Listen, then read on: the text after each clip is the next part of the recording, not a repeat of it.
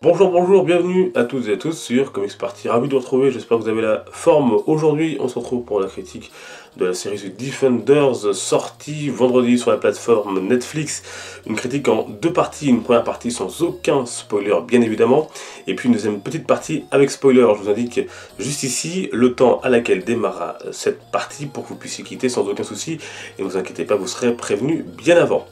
Et puis si vous voulez revenir pour la partie avec la conclusion sans spoiler et les comics à lire sur les différents personnages, je vous mets également le minutage qui vous permettra de revenir en toute sécurité sur la vidéo. Et on démarre donc tout de suite avec un rapide synopsis. Nos héros vont devoir faire face à la main, une organisation criminelle rencontrée dans les univers solo, notamment dans Iron Fist. L'une de leurs leaders, Alexandra, va mettre sur pied une arme secrète pour parvenir à ses fins. Autre question qui m'a souvent été posée, peut-on regarder The Defenders sans avoir vu les précédentes séries ? Et la réponse penche plutôt vers le oui. En effet, les deux premiers épisodes permettent de recadrer des personnages et de savoir où ils en sont depuis leur dernière saison. Ce qui donne d'ailleurs un sentiment de lenteur au début de la série. Allez, maintenant on rentre dans le vif du sujet et je vous donne mon avis sur le show. Bien dans l'ensemble, j'ai plutôt aimé cette première saison de The Defenders, malgré quelques réserves dont on parlera juste après. Dans les points positifs, le quatuor fonctionne bien. Le développement en solo et en équipe des personnages est réussi.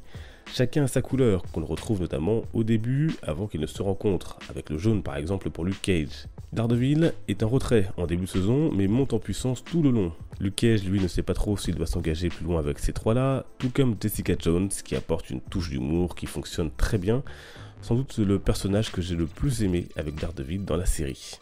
Bref, chacun a son positionnement. Sigourney Weaver, elle, joue une antagoniste plutôt convaincante et assez charismatique. On retrouve également avec plaisir les amis des héros que l'on connaît des séries solo, un point qui fera plaisir aux familiers de cet univers partagé Netflix. Certains combats valent vraiment le détour et Iron Fist notamment va faire des étincelles. Voyons maintenant les points négatifs. La série souffre selon moi d'un problème de rythme. L'intrigue met du temps à s'installer, ce qui n'est pas forcément mal, mais le problème c'est que le développement reste au final à la surface des choses.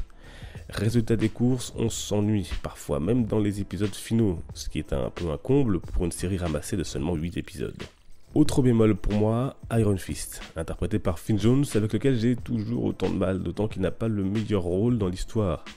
Le personnage qui a des idéaux bien ancrés semble un peu trop naïf tout de même, et fait toujours les mauvais choix. Les effets spéciaux sont plutôt corrects, sauf sur le dernier épisode où il se passe plus de choses, et là on sent un petit manque de moyens, mais bon, n'oublions pas qu'on est loin d'un budget d'un film du MCU. Pour ceux qui ne l'ont pas encore vu, il est temps de quitter la vidéo pour la partie spoiler. Je vous mets maintenant le temps auquel vous pouvez revenir pour la conclusion sans spoiler et pour les comics à lire sur les personnages.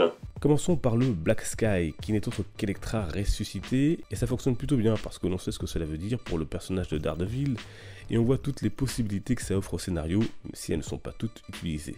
On notera quand même une facilité dans le fait qu'elle semble retrouver une partie de sa mémoire, ce qui ne laisse que peu de suspense pour la suite. Mais il y a tout de même quelques surprises, comme la mort rapide d'Alexandra jouée par Sigourney Weaver, qui meurt dès l'épisode 6, des mains de son arme Electra. Une mort assez prématurée au final, mais on y avait déjà été habitué avec la mort de Cottonmouth en milieu de saison de Luke Cage.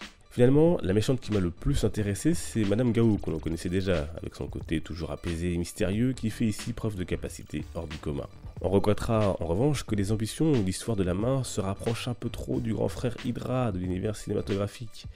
Seul le côté mystique avec la cité de Kunlun et Iron Fist viennent la différencier de son aîné au final. Et puisque l'on parle du MCU, la série a sa petite scène à l'Avengers dans le dernier épisode avec le rassemblement de tous les héros qui combattent, et c'est plutôt chouette, mais peu de références à l'univers ciné de Marvel et un caméo de Stan Lee pour le moins minimaliste.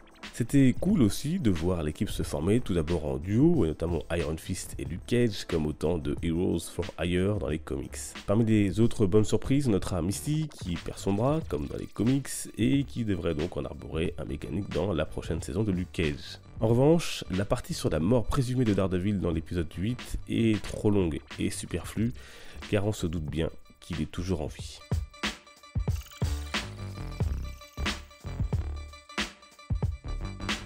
Pour conclure, cette saison 1 de The Defenders en 8 épisodes permet d'instaurer une histoire intéressante, surtout pour ceux qui ont aimé la série Iron Fist, qui au final est au cœur de l'histoire. Mais on aurait aimé quelque chose de plus profond.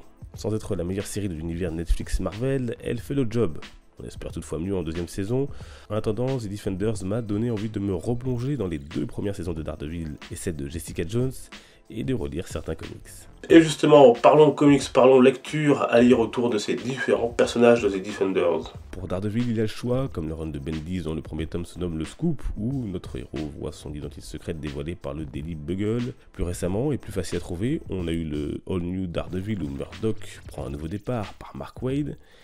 Et puis il y a d'autres runs marquants évidemment, comme les années Frank Miller bien sûr, que vous trouverez en 3 volumes Marvel Icons, plus un préquel tome 0 pour 36€, ou le travail de Ed Brubaker en Marvel Deluxe dont le tome 1 se nomme Le Diable en cavale. Le 3e tome sort aujourd'hui dans le même format. Pour Jessica Jones, vous pouvez notamment retrouver la série Jessica Jones Alias en 2 tomes, puis The Pulse où l'héroïne est embauchée comme journaliste d'investigation au Daily Bugle pour enquêter sur ses collègues héros. Aujourd'hui même sort un nouveau comics autour du personnage par son créateur Brian Michael Bendis.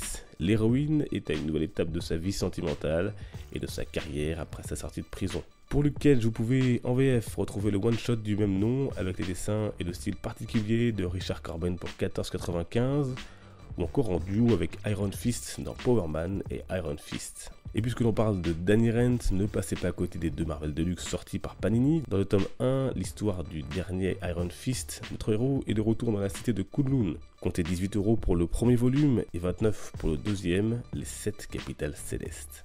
Enfin, en VO sort The Defenders avec nos 4 héros qu'on ne devrait pas avoir chez nous avant 2018. Voilà, et bien sûr, dans les commentaires, j'attends votre avis sur la série. Qu'est-ce que vous en avez pensé de cette première saison de The Defenders? Quant à nous, on se retrouve sur les réseaux sociaux pour échanger, discuter, partager les liens en description. N'oubliez pas non plus donc le Discord pour toujours plus d'échanges.